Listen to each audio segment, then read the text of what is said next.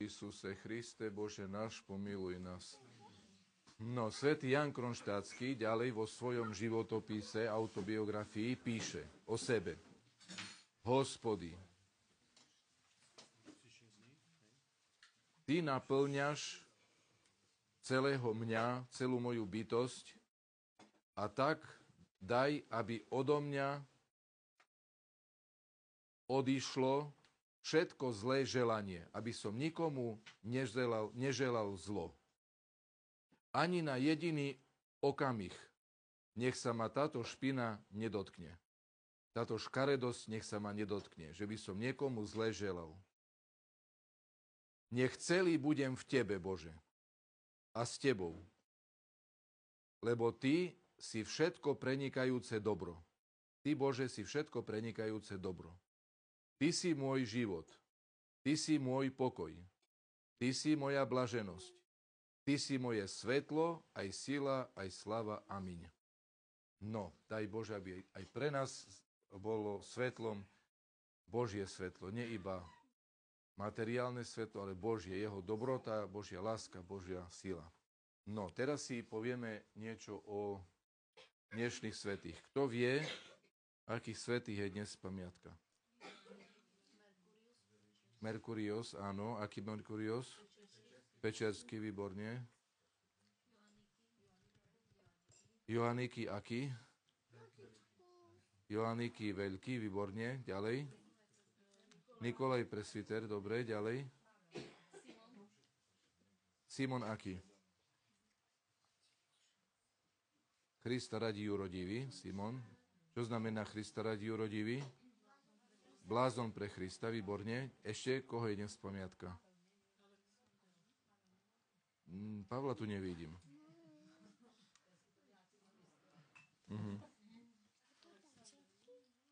Alexander Presviter, výborne. Ďalej. Ešte Izmail Presviter. Prepodobnomučenica Eugenia a sviaštenomúčenici Nikander, episkop Mirský a Ermej Presviter. No, my si teraz povieme o svetom Joannikijovi Veľkom. Prepodobný Joannikij Veľký sa narodil v Betánii v roku 752 v dedine, ktorá sa volala Marikaty. Jeho rodičia boli chudobní a nemohli mu zaplatiť ani základné vzdelanie. Od detstva, že veľakrát sme čítali v životopisoch, že jeho rodičia boli veľmi bohatí, vysoko postavení, zbožní ľudia. A tu je zase iný prípad, boli úplne chudobní, že ani základnú školu mu nemohli zaplatiť. Od detstva musel pásť domáci dobytok, ktorý ten dobytok predstavoval jediný majetok rodiny. Láska k Bohu a modlitba úplne ovládli dušu malého Joannikija. Často žehnal stádo znamením kríža a potom odchádzal na osamotené miesto aj na celý deň sa modliť. A žiadny zlodej ani divé zvieratá sa nepriblížili k stádu. Čiže prežehnal zvieratá a išiel sa modliť. Takto pasol dobytok. Podľa príkazu, alebo na príkaz imperátora Leva IV. Mnohí poslovia zhromažďovali po mestách a dedinách najlepších mladencov krajiny do vojenskej služby. Do cisárskeho vojska bol prijatý aj mladý Joannikij. Svojou dobrou povahou si zaslúžil lásku priateľov, no ako chrabrý vojín bol pre nepriateľov strašný. Svätý Joannikij slúžil v cisárskom vojsku 6 rokov. Nieraz bol odmenený za svoje zásluhy imperátorom.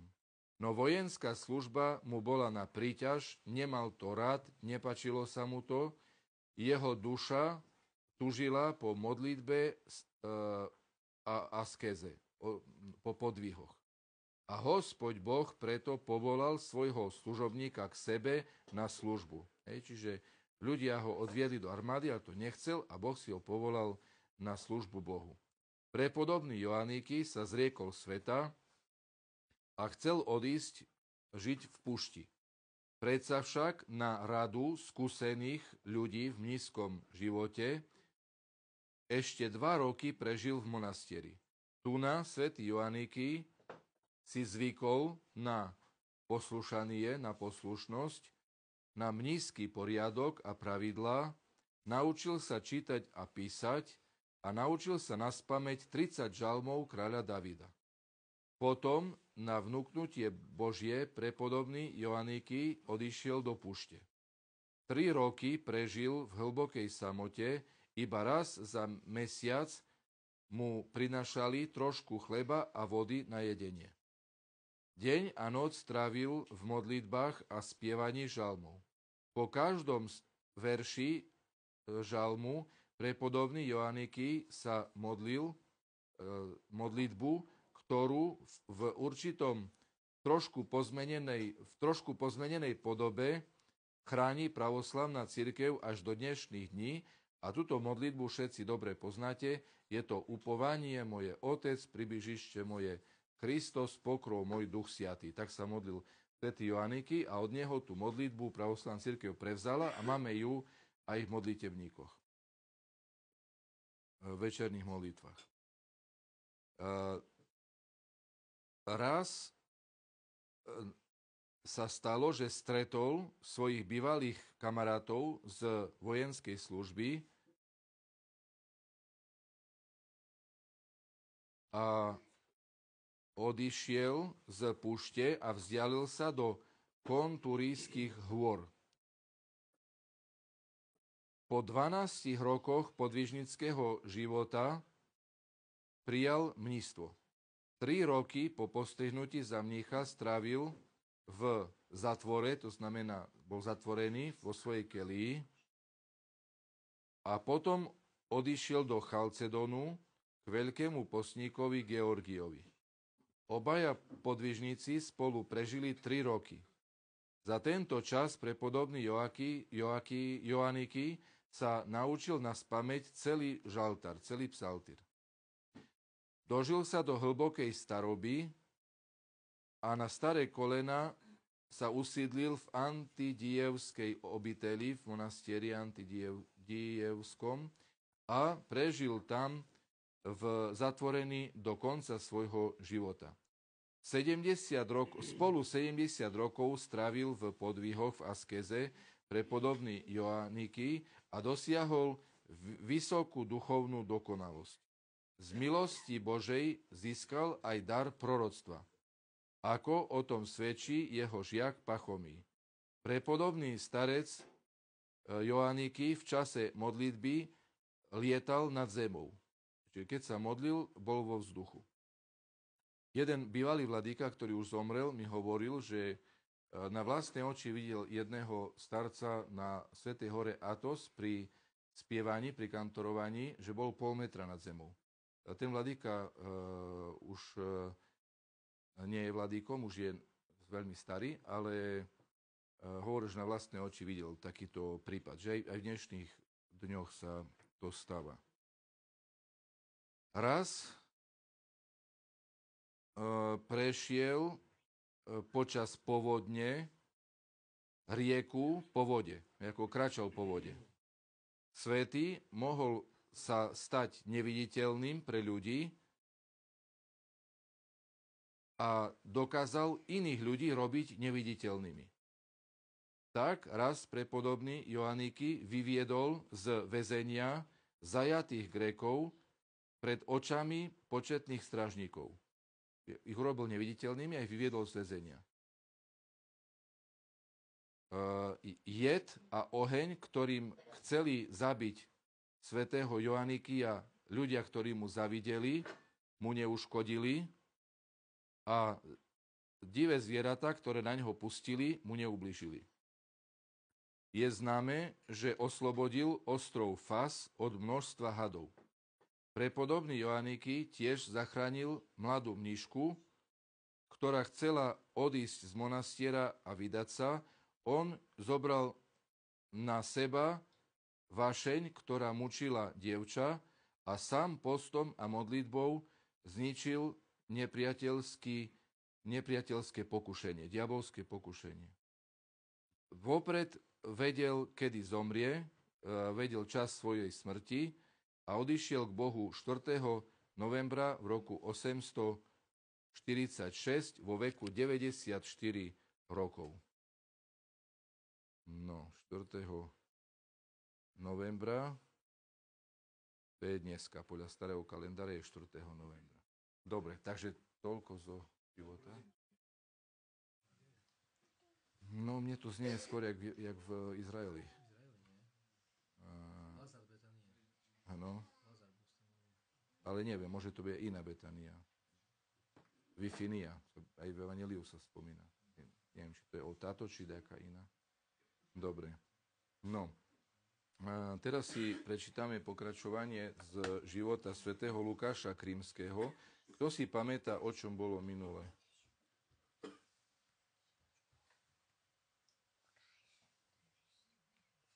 No, o čom bolo minulé?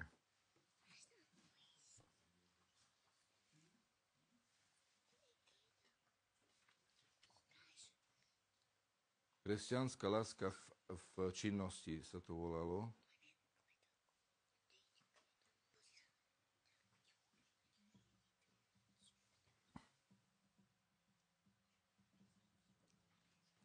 Že sám skoro nič nejedol, ale peniaze používal pre iných ľudí, ktorí ich potrebovali. Keď nejakí pacienti mu dali za liečenie, tak ich posielal, že dajte tomu a tomu, nejakým núdznym ľuďom. Dobre, a jeden z takýchto prípadov si dneska prečítame. Máme si ešte fotku. A toto je tá fotka, jedna z posledných fotografií vladyku Lukáša. A tak raz, keď svätiteľ Lukáš vyliečil jednu bohatú ženu a tá nastojčivo ho prosila, aby od nej zobral peniaze za jeho službu, za jeho liečenie, vladyka jej povedal: choďte na železničnú stanicu, tam o hodinu príde vlak, vy sa postavte pri prvom vagóne, z neho, z prvého vagóna, vyjde žena s 3 deťmi. Jej dajte vaše peniaze, ona ich veľmi potrebuje. Pacientka hneď odišla na stanicu a tam všetko prebehlo, ako jej doktor povedal. Keď z vagóna vyšla žena s 3 deťmi, pacientka jej dala peniaze, tá žena bola veľmi zaskočená od údivu a tá pacientka jej dala obálku s peniazmi. Potom, keď odovzdala peniaze, utekala naspäť k vladykovi, aby mu oznámila, že splnila jeho pokyny. Vladyka ju vypočul a radostne povedal: áno, táto žena veľmi súrne potrebovala peniaze a ja som vám vďačný, že ste jej pomohli. Pacientka vtedy hneď pochopila, že lekár ani ona tú ženu nepoznali, ale vladykovi dal Boh dar prozorlivosti, aby vedel, kto kde čo potrebuje. Je očividné, že mu bolo zjavené, že v ten čas, v tej chvíli, do mesta príde žena s deťmi, ktorá nemá prostriedky na život. No, takže taký prípad aj prozorlivosti, pekný. A teraz si dáme preklad.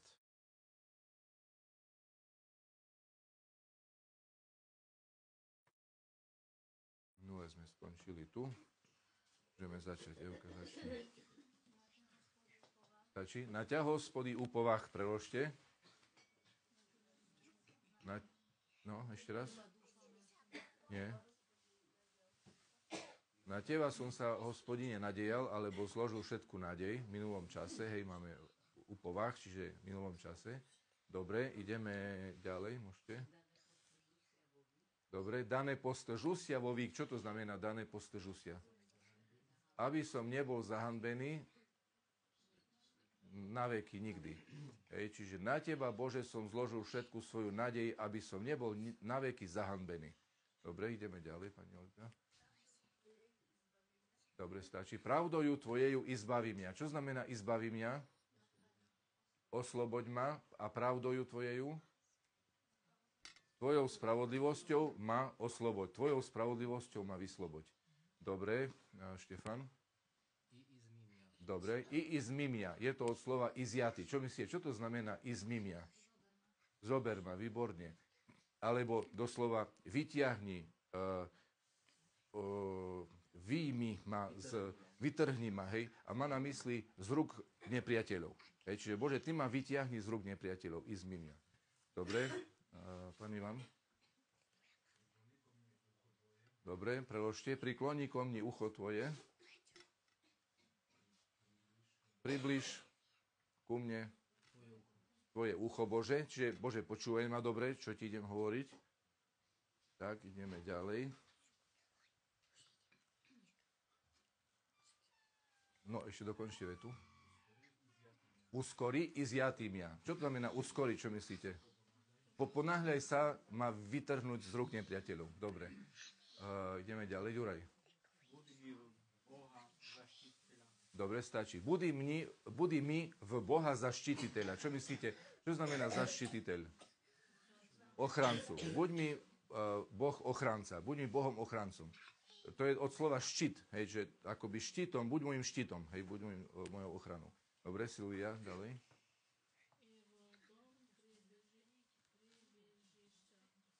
Ešte? Dobre. Čiže buď mi, Bože, Bohom ochrancom i v dom pribyžišťa. Čo to môže znamenať? Dobre, buď mi domom útočiskom. Hej, buď, Bože, ty môjim útočiskom. Dobre. Ježe spastý mňa. Aby si ma zachránil. Aby som bol zachránený. Výborne. Ideme ďalej. Johan.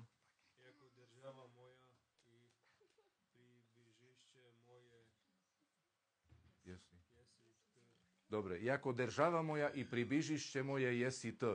Preložte, jako? Lebo država, čo je to? Moja sila, moja moc i približište moje a moje útočisko si ty. Lebo ty si moja moc, ty si moje útočisko, Bože. Dobre, ideme ďalej. Helenka. Imene tvojeho rady nastavíš mňa. Imene tvojeho rady, kvôli tvojmu menu alebo pre tvoje meno, nastavíš mňa. Usmerni ma, nasmeruj ma. Výborne. Tak. Helenka, ešte dokonč. I prepýtaješ mňa. Čo myslíte, čo to znamená prepýtaješ mňa? Krmiť. A prepýtaješ no, prikrm ma, hej, alebo proste ma posilní ma. Prepýtať znamená aj niekoho ubytovať, hej, čiže postaraj sa o mňa, tak by sme mohli. Hej, vystravuj ma, postaraj sa o mňa, hej, po každej stránke. Dobre, ideme ďalej. Boris. Dobre, stačí. Izvedeš mňa od siti seja. Čo je to siť? Sieť. Izvedeš mňa od siti? Odveď alebo vyveď. Hej, vyveď ma, vyťahni ma zo siete seja. Tejto. Vyťahni ma z tejto siete. Dokonč, Boris. Juže s kršami. Preložte. Juže, ktorú s kršami. Ktorú mi skryli, alebo keď sme v takom poľovníckom slangu povedali, pripravili alebo nastražili. Hej, čiže vyťahni ma zo siete, ktorú mi tajne nastražili, aby som do nej bol chytený. Anička. Dobre. Jako ty jesi zaštititeľ môj hospody. Jako? Lebo ty si zaštititeľ. Ochranca môj hospodine. Dobre, Marina. V ruci tvoji predložu duch môj. V ruci tvoji do tvojich rúk predložu duch môj. Predložím, alebo predkladám, alebo vkladám, hej, to sa dá všelijak preložiť proste takto. Duch môj duch, čiže dušu. Dobre. Matúš? Izbavil mňa jesi, Hospody Bože, istino. Izbavil mňa jesi? Zachránil by bolo spasil mňa jesi. Oslobodil si ma, dobre, Hospodine, Bože, istino. Čo znamená? Bože pravdy, výborne. Vyslobodil si ma, Hospodine, Bože pravdy. Dobre.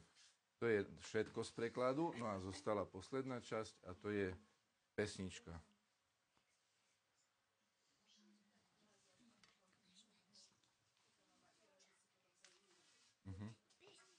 Dobre.